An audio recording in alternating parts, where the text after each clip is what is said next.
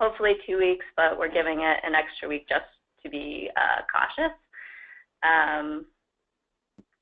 So a lot of you have reached out to me in the last couple weeks about the exit participant functionality and that it's not always working. So I got an update from PHL yesterday that there's a reason that it wasn't always working, and so we'll be able to demonstrate why that is and how to get it to work every time.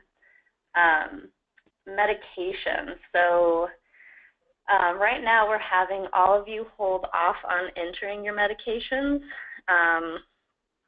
and that is because we're waiting to get a full subscription. So basically that just means that when you go in to type in or find a medication, this list will be super comprehensive, and it also have all of the appropriate dosing information. So it's super comprehensive, and we're just waiting to get a subscription for that and to get it functional in PHL. So they're expecting this is going to be a first quarter update.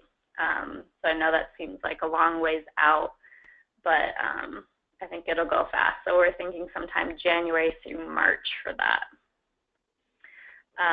Patient ping, a lot of you have reached out about your patient ping rosters not being, or your patient pings not being accurate, that maybe you're getting pings from people who used to be in your panel but moved to a different panel, or maybe you have new participants that have had events that you're not getting pings for. We haven't been able to update our patient roster since REDCap went down in May, and so as soon as we have totally comprehensive caseloads and we know who all of our active people are and we have all of our new participants in, we'll be able to send a updated roster to patient ping. So that'll happen whenever we get all of our data in. One that shows you in and then we do plan to have a live feed with patient ping so that they will feed data straight into that care utilization tab. For now, you are welcome to manually enter that into that care utilization tab. But I would expect that live feed to be functional in the first quarter of updates, so January, March-ish. And then last I have is the reporting functionality, so getting data out of PHL. We expect that to be working in the next couple weeks. Do we have any questions so far? Is everyone good on that? No questions so far in the chat area. It looks like we're good. Oh, wait, a question did just pop up. Would you please explain the use of the care utilization tab? Sure, yeah. I will. Okay, so I'll just show you real fast where that is. So I'm just going into a test patient first. So to get to that, you'll go to the what we call the visit section.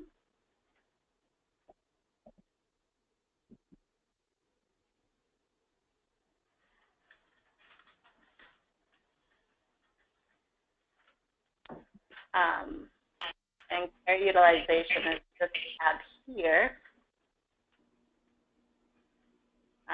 So this, all of these fields should seem kind of familiar, because it's exactly, it should be pretty much exactly what you get from patient ping. So if someone was hospitalized, you can come in and enter the information here if you feel it would be useful. I tried to put in a note yesterday. Yeah. She's underneath like a patient, and she's going to. So that's here. Like, we'll go back. So we can hear somebody else's conversations that's kind of explaining what's going on. So if you guys could mute your phones, that would be great. So it doesn't impact the rest of the recording. Thank you. Okay. Did that answer? Okay. So there was a couple of other questions in here, Madeline. One from Susan. Will ping past events come over in full or just recent ping info? I believe all of our historical pings will be uploaded. I will have to double check that, but I believe that is the case, that we'll get all of our historical information uploaded. Yeah, good question. Okay.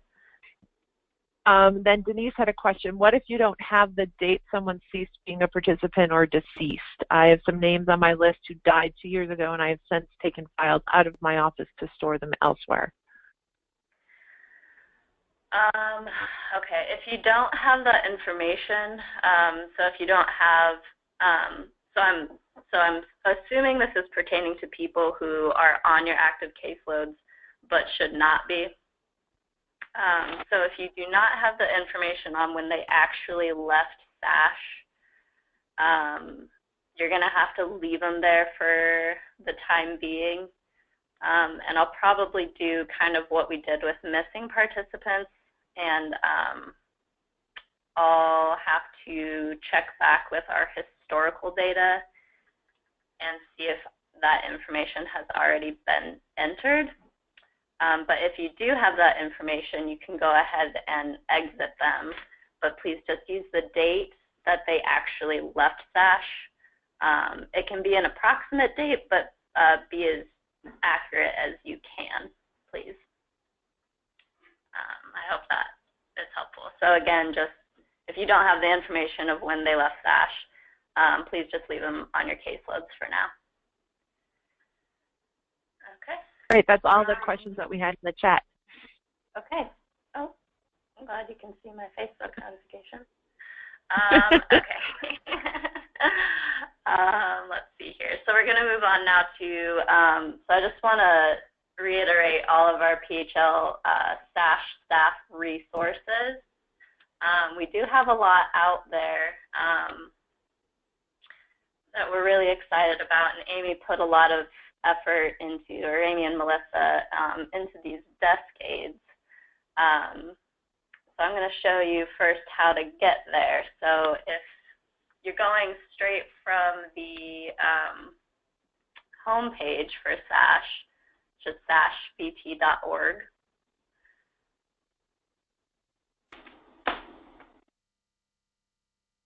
And it'll be all the way over here to the right for staff resources.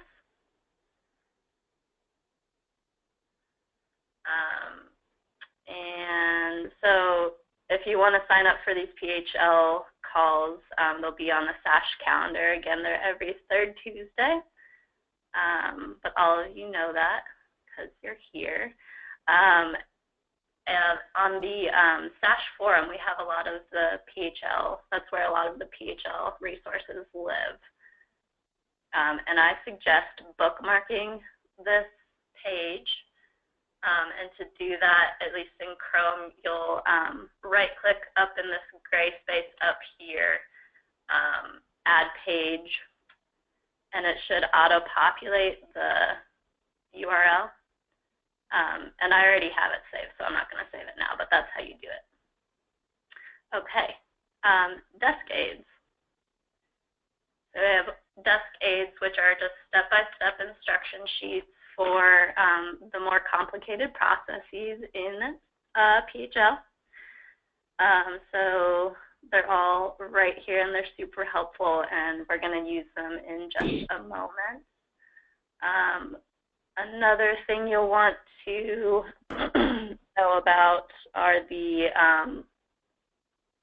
webinar recordings. So if you have staff members who aren't able to be on these calls, or if you want to go back and revisit a call that you sat in on. Hey, Madeline? Yeah. There was a question that just came up from Diana. So while you're in the desk aids, I think it might be a good place to answer this question. She said, is there an empty SASH assessment form? The one that has all of the writing in it is great to upload the information, but not helpful for inputting people's info on. Sorry, can you read that question again? Yeah, sure. Is there an empty SASH assessment form? The one that has all of the writing in it is great to upload the info, but not helpful for inputting people's information on.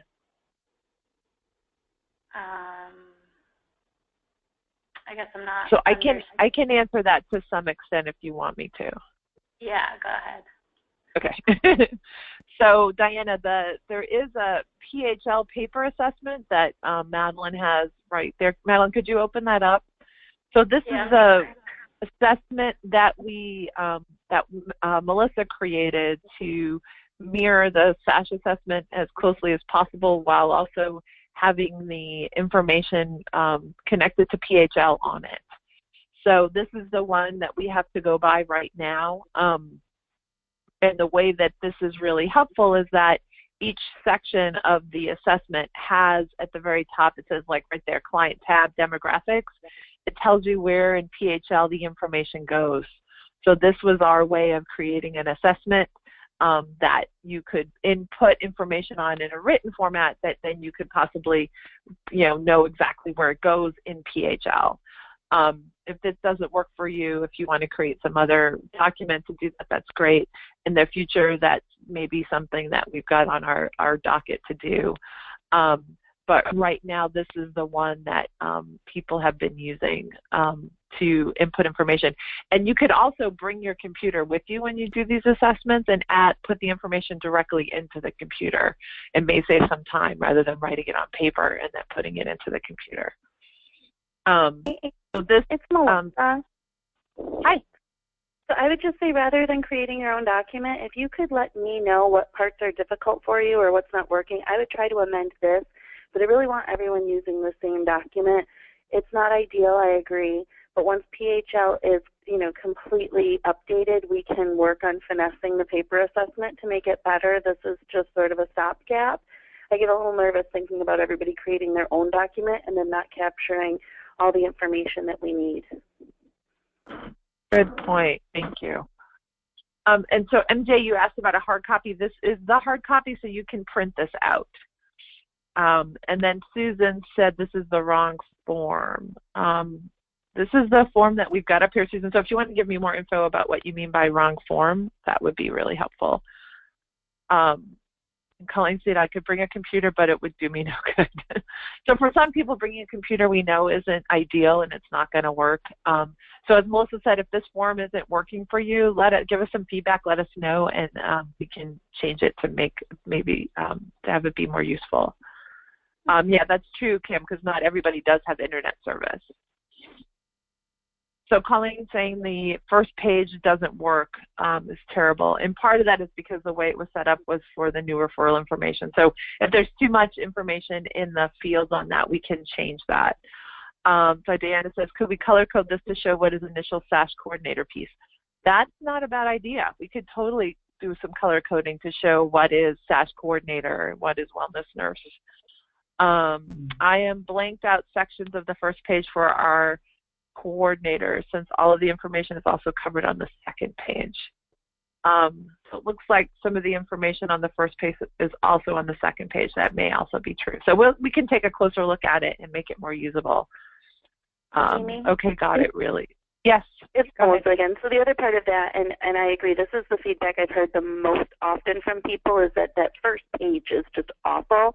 And part of the reason it's awful is because it's about that referral to us, which is different than we've ever done it before. So it just doesn't feel natural, and it doesn't flow, and it doesn't make a whole lot of sense. So we put it on there originally because it was what we thought we had to do. We can definitely check in with Madeline and Stephanie and see going forward if we even need that form on there, or if we do, maybe we can do a better job of explaining why. But absolutely, I completely understand and have heard multiple times that first page is just not great. So let me put it on my list of stuff to look into, and hopefully we can get back to you guys within a short period of time, just letting you know what we can do about that first page to make it better. Awesome. Thank you, Melissa. I think people will be really happy about that.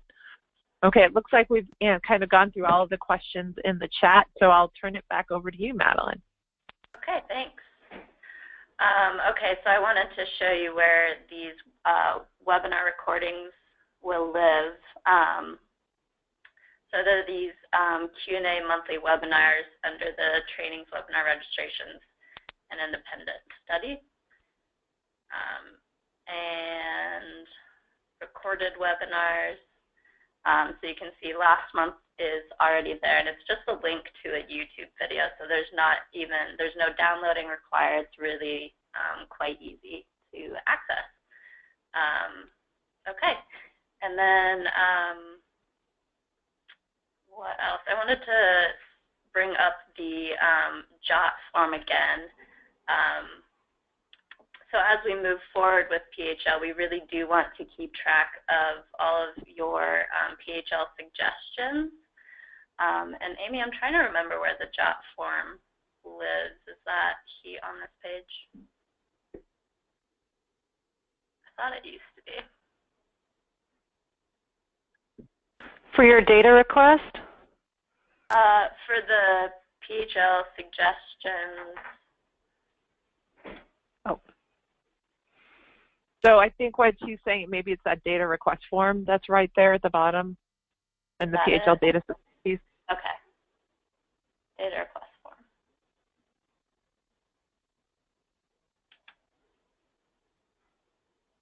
Yep, that's it. Sorry, I was muted. I was trying to answer and I muted myself.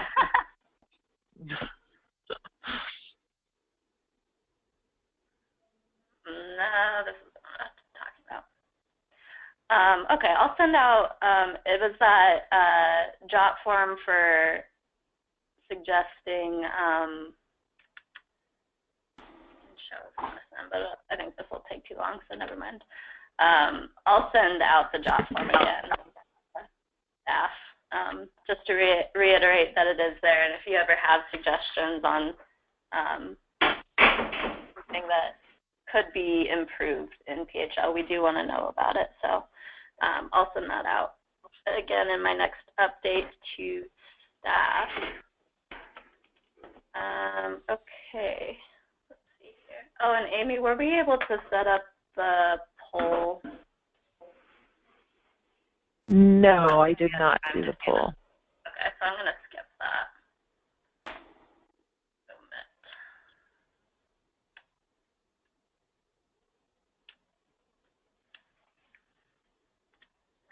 Okay, so let's move on to some demonstration.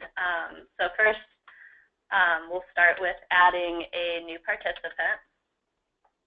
Since this is still pretty difficult, and I think it's just, it's good to see it a lot. So, so I'm going to first just start where you would land in PHL when you log in, and that's your field staff page. So this this page just shows your active caseload, right? Before I start anything, I'm going to access my handy dandy PHL Desk Aid on adding a new participant.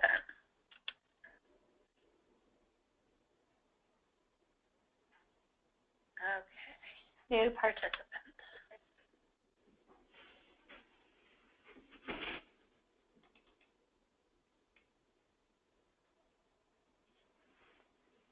Okay, so step one, click new referral under the client management tab.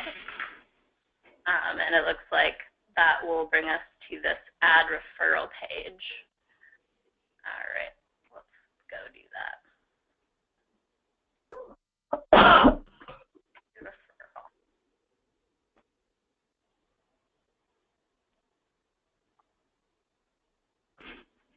Okay, yep, so we're at this add referral page. Looks good so far. So we know that these red asterisks mean that they are required fields. So let's go ahead and start filling this out. So I have a full benefit SASH participant, and I'm in the training username. So this would be your name usually. And I'm just going to keep scrolling down until I see another red asterisk. So I have one here, so I'm going to put in the client's name. Let's call him Bob Test and Dylan Test. Good. Feeling cool today. Okay, let's say 19, I don't know, 75.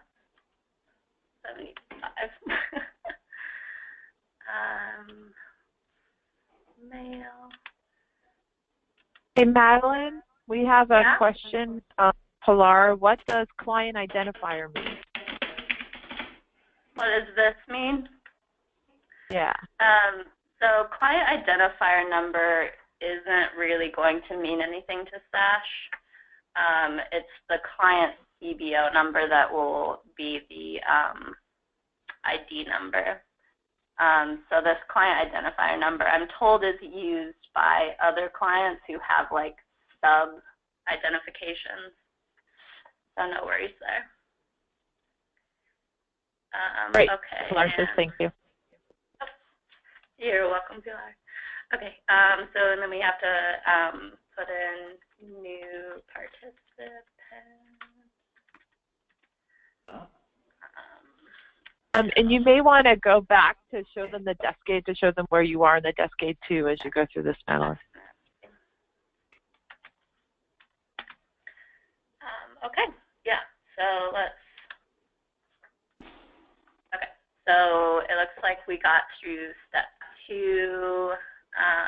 So right now we've filled all of the aspects. And it sounds like we have. Hi, folks. We're getting some feedback, so if you guys could be sure to mute your phones, thank you. And we forgot this bit, primary contact, same as above. We want to check that box. Okay, and we typed in the background notice. Okay, so we're going to do that, and then we'll click Save Referral. Okay, so I forgot that checkbox, so. And save.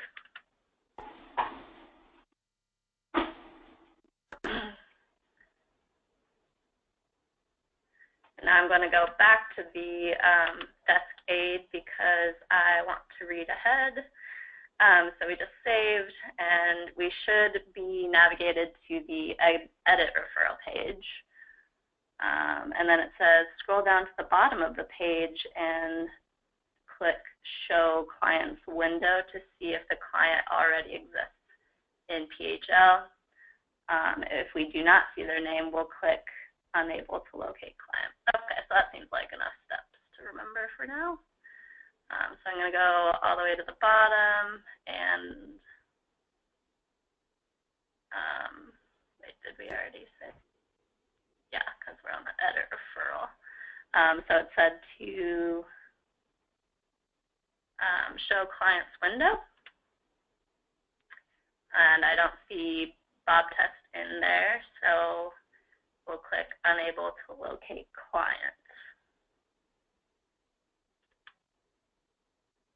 And okay, so now what? What? Okay. Oh, okay, so now we're on step 7. Then click Create a new client. And step 8 says you will be directed to the client's demographics page. Complete all questions with a red asterisk. Okay. So create a new client.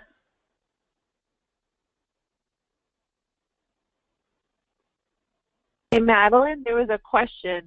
What if you had found Bob Test in that screen rather than being unable to locate them? What if you had found that person? Yeah, so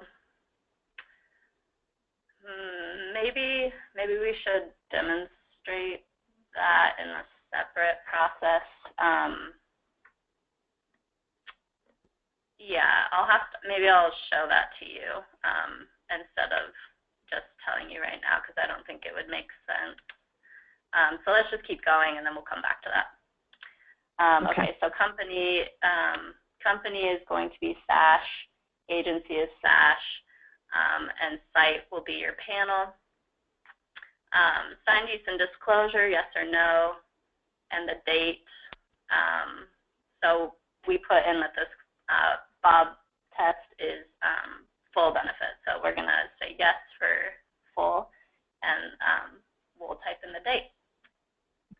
Okay, so agency is SASH, and site is, we're going to put him in the testing. Training site. Okay. It looks like everything is filled out there. Oh, and he signed his use and disclosure last week on Tuesday. Okay. And then we'll save client info, which will bring us back to the edit referral page. And then we'll scroll down and click show clients window again. Okay.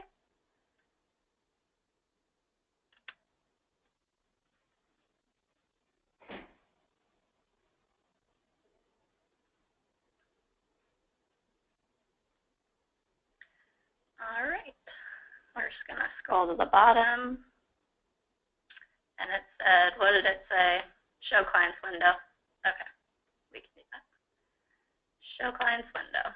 Okay, so Bob is in there. So what are we going to do? All right, so it says, where did we go? Oh. Select the client's name in the table. You will now be at the client referral table, and we'll select accept referral. All right, so I selected my participant and accept referral.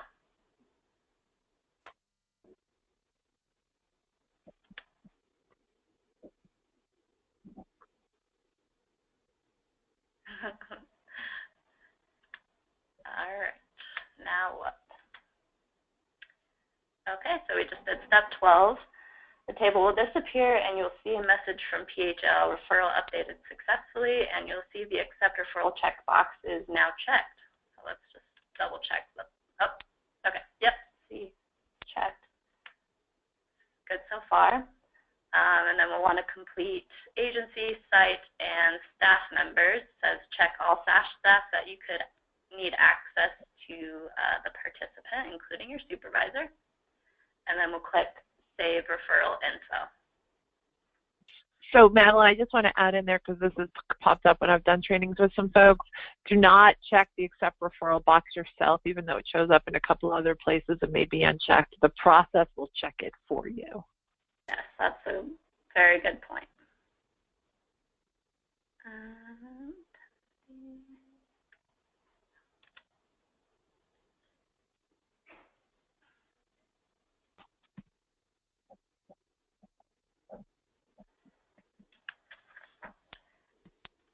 All right, and I'm just gonna check all the people that show up because the people that do show up should they'll be automatically populated because they have permissions to the panel. So I'm just gonna check everyone. There's a lot of people for this. It wouldn't normally be this many people. Okay. And then we can save referral info.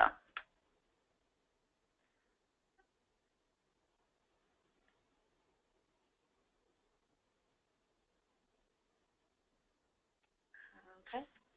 And now it says go to the field staff tab and ensure your new participant is on your caseload. Madeline, a question came up from Emily about what I said about the checking the box. It's not the info in the notes. If you notice as you're going through adding a new participant on the screen that pops up where you say enable to locate client, that accept referral box is there and it's unchecked. Do not check that box. Just follow through the process and it will check it for you. So it doesn't have to do with the notes section. It has to do with doing this process. Right, yeah, this checkbox here will be checked automatically. It seems like you can check it yourself, but it doesn't actually, it won't do anything in that case. Madeline, Kim Russell asked, should we have added our program admin to that list of people who should see the client? So if you see them on the list of optional staff members, I would go ahead and click them. So even if they don't do direct work with the participant, it's likely that they may still run reports using that participant. So it's best just to check that staff member. I hope that answered your question.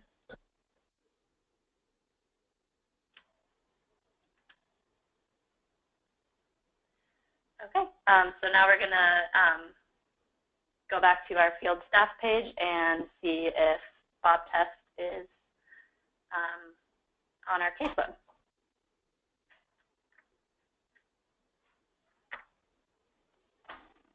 And there he is.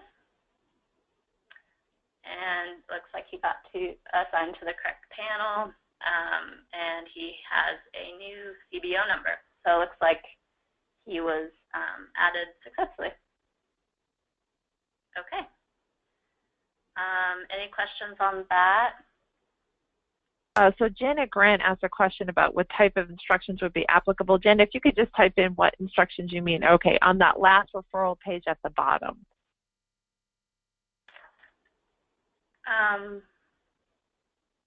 The last referral page at the bottom?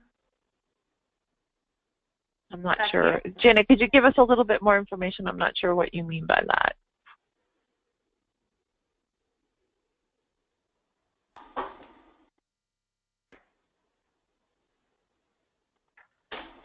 So while we're waiting for her, you are going to go back to the Bob Test. What if Bob Test did show up on that screen?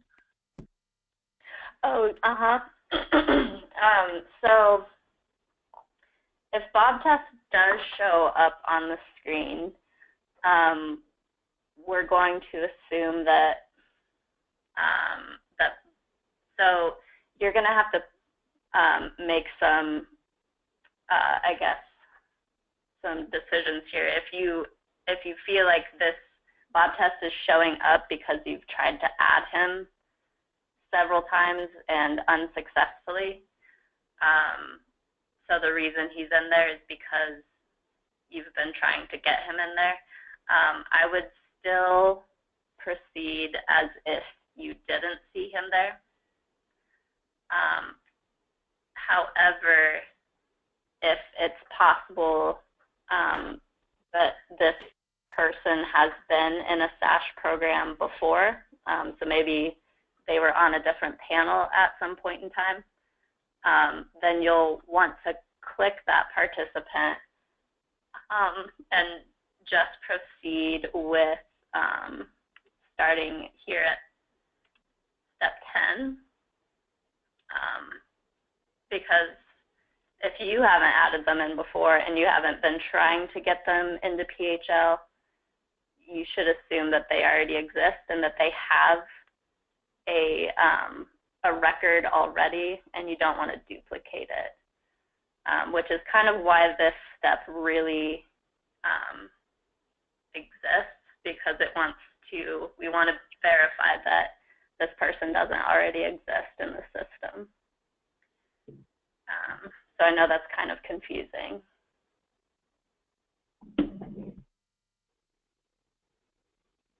So Janet Grant asked, she said that there was an instructions text box at the bottom of the last referral page that you were on.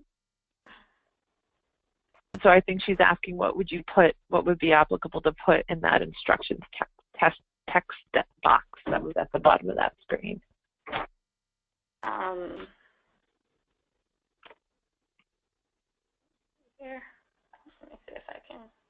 get back to it.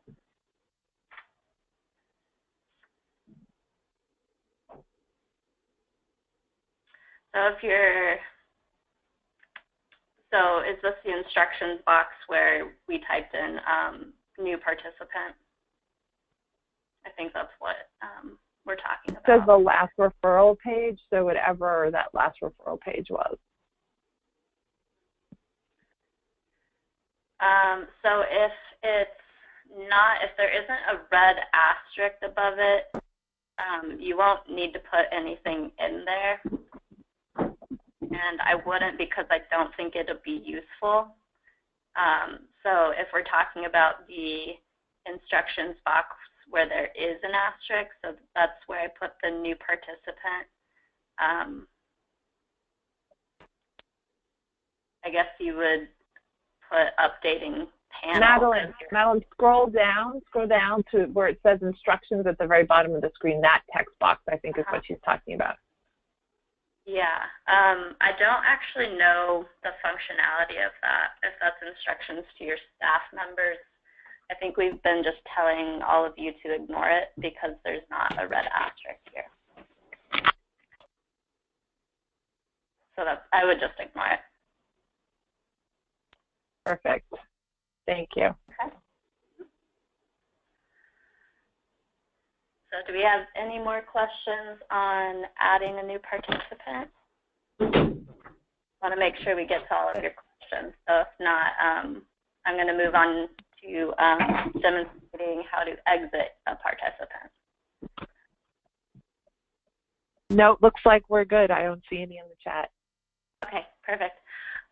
Okay, so Bob didn't really want to be in SASH very long at all. So we're going to go ahead and exit him.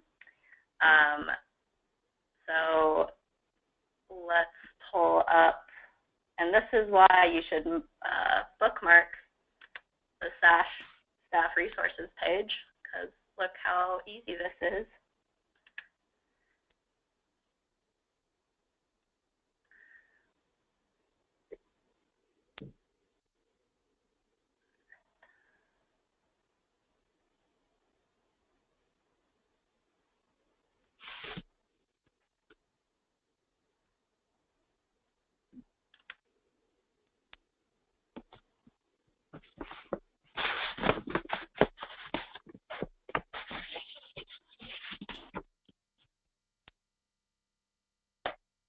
Okay, so we are.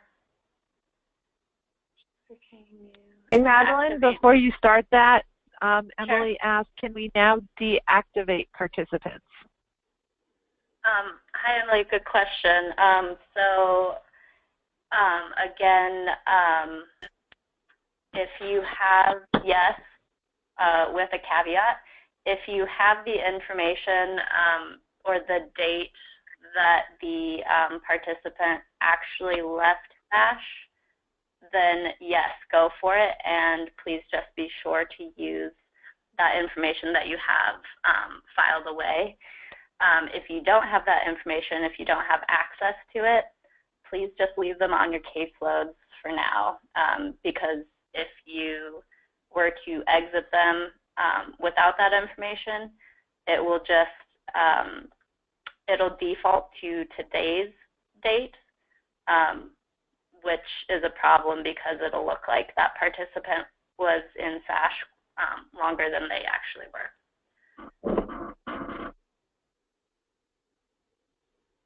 Okay. All right, so we're exiting Bob test. So step one, select your participant. And I just did that. But again, from your field staff page,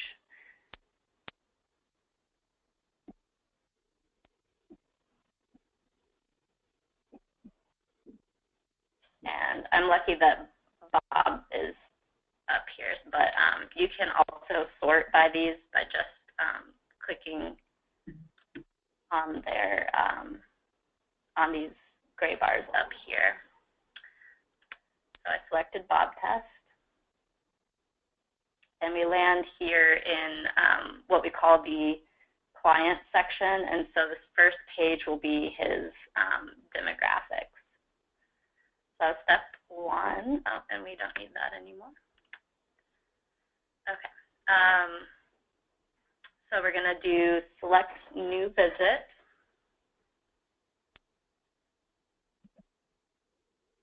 Okay.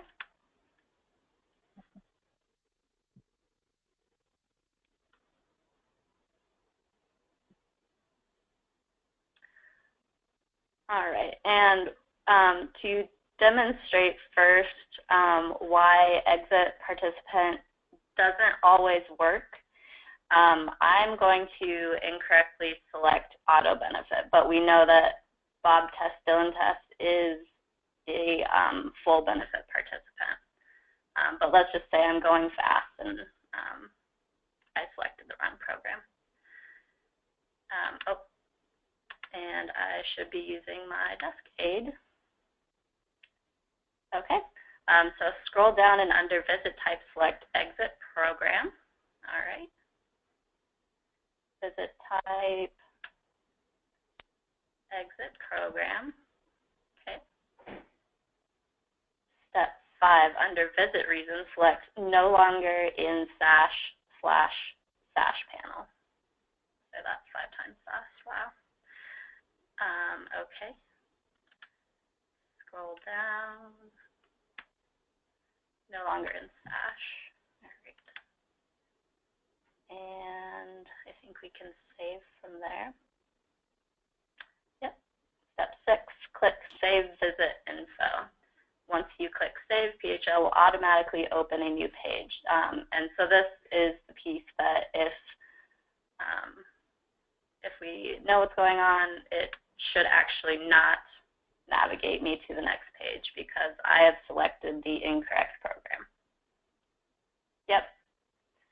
All right, so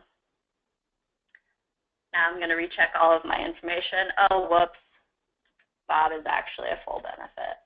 All right, so this should work now. Of course it won't. Oh, wait, oh, yay. Whew. All right. Okay, so now we are in the referral search page. Okay, skip this top section, scroll down to Manage Referral section. Leave the delete and suspend checkboxes just as they appear. Okay, select your suspension reason. All right, we can do that. Okay. All right, so he moved to a location not offering SASH. Okay, scroll to the bottom, skipping remaining questions, and click Save.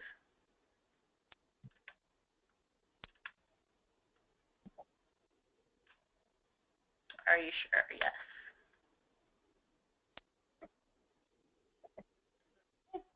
Well, that's weird. It looks like it should be doing something. Let's just go back.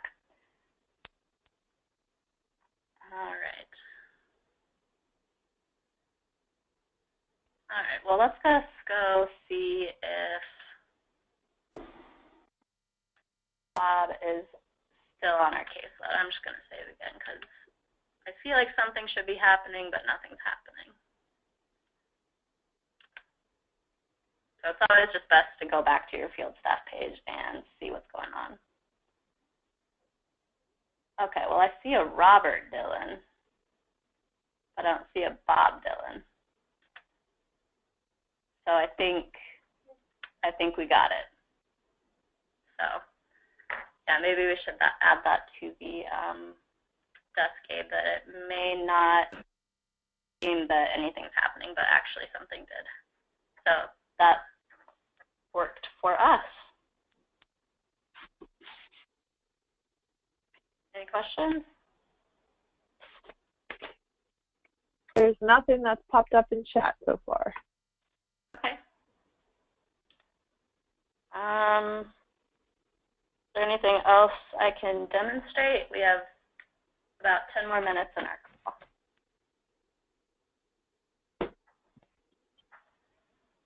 I'm not seeing anything in chat, so we may be good. If people do have additional questions and they want to ask, they can feel free to email Madeline or I. This is Amy. And it sounds like from this call, we were going to look at the SASH assessment. So if there are suggestions people have on updating or changing the SASH assessment to make it more usable, please let us know. It looks like we're also going to look at what Madeline just said, look at the exit, how to exit Descade, and maybe add something at the bottom of that as well. So if there's other additional questions people have, feel free to reach out. We can come and do some trainings for you too in person if that would be more helpful. So it looks like we've got no more questions, Madeline, so I say we end the call. Okay. Sounds great. Thanks, everybody. Enjoy those 10 minutes. Thank you, guys. Bye. Bye.